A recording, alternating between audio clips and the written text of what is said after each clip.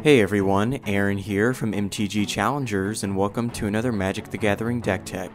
Today I'll be going over my USA control build for Born of the Gods Standard.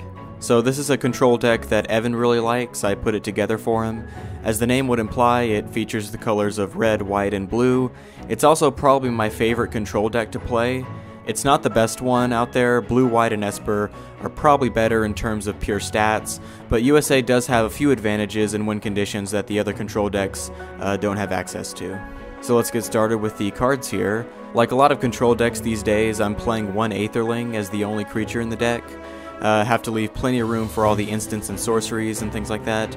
Aetherling is one of the best win conditions control decks have right now, as long as you're cautious in how you play it, as in you never tap out to play it. You always leave one mana open to keep him alive, blink him out in case of a removal spell or anything like that. And if you have the mana open, he's essentially unkillable.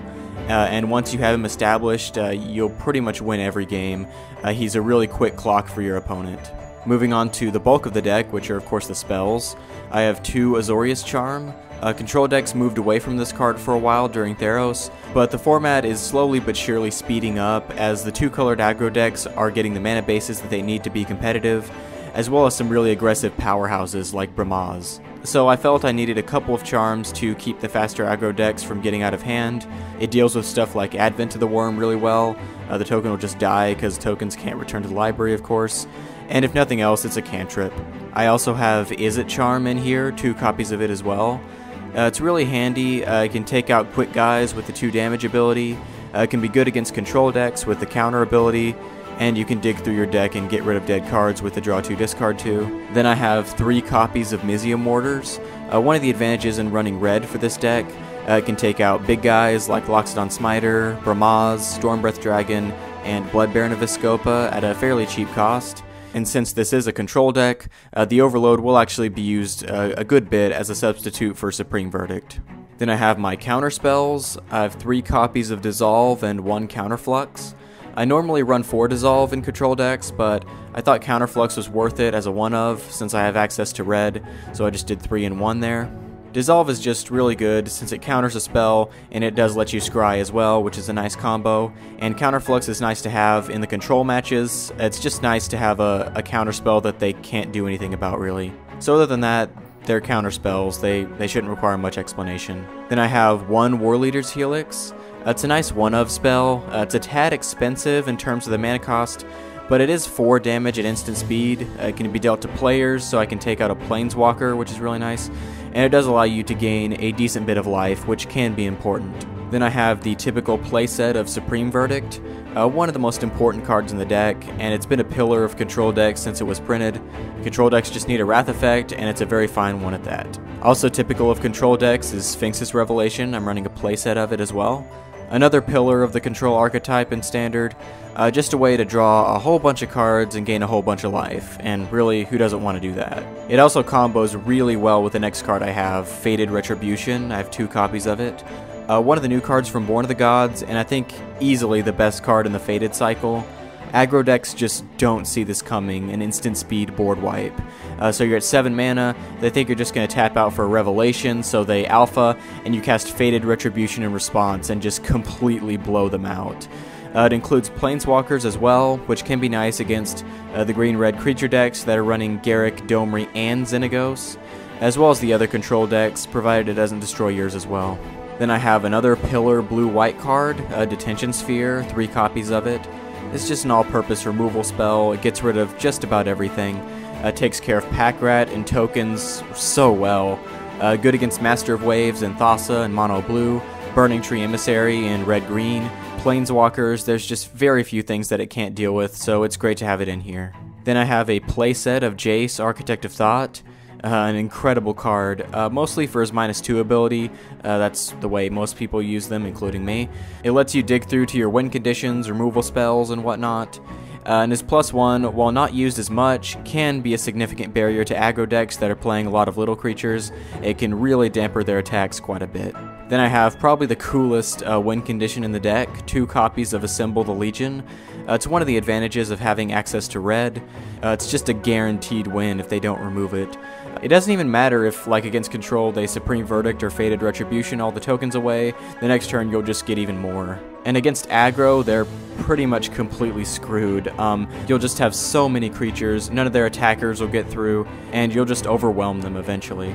Sure, in game 2, they'll side in enchantment removal, and then I'll make it a little worse.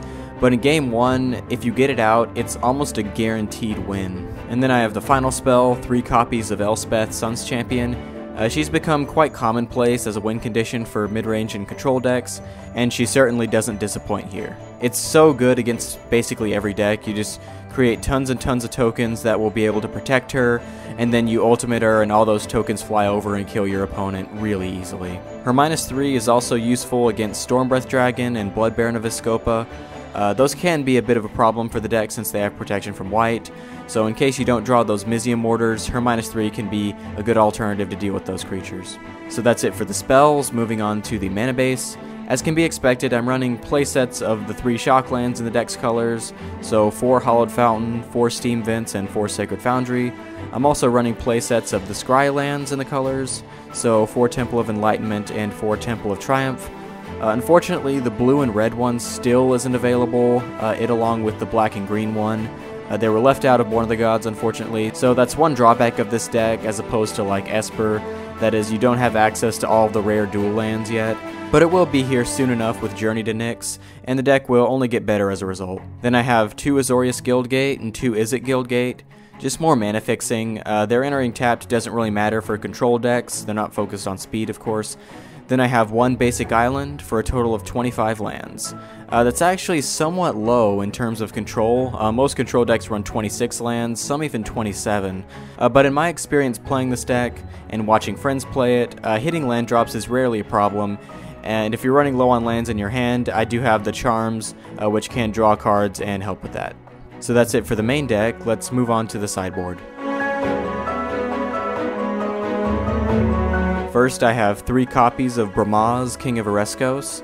This is a card that a lot of the control decks are starting to side in, so you can have them against aggro and really compete with them regarding creatures, and he can outright win you the game if they don't have answers to him. Then I have 2 Wear and Tear. Enchantments are a big thing now, so it's necessary to have a certain amount of removal for them in the side. I usually put 3 in the side when I play decks, but I think 2 works fine since I do also have Detention Spheres that can deal with permanents as well. Then I have a playset of Gainsay, really good against other control decks to cheaply counter their big spells like Jace and Sphinx's Revelation. It's also, of course, great against mono blue to counter anything and everything they play. 3 Last Breath is good in a variety of matchups. It gets rid of Gray Merchants with mono black, and more importantly, it gets rid of Courser of Crufix and the red-green mid-range decks. They can gain so much advantage from that card, and Last Breath deals with it really well. It also eliminates Voice of Resurgence, of course, nicely.